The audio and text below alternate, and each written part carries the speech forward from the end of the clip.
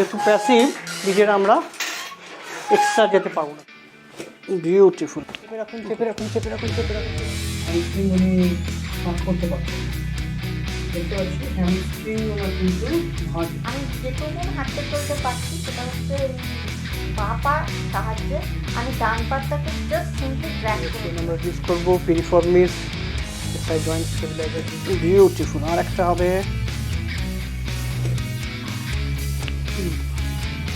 ছেড়ে দিন।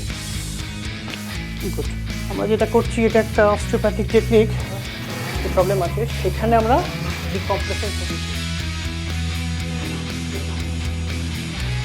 আপনি কেমন ফিল করলেন এই যে ট্রিটমেন্টের পরে যেটা করছেন, কেমন লাগছে এখন? আমার অনেক হালকা লাগছে, ব্যথাটা অনেক অনেক কম।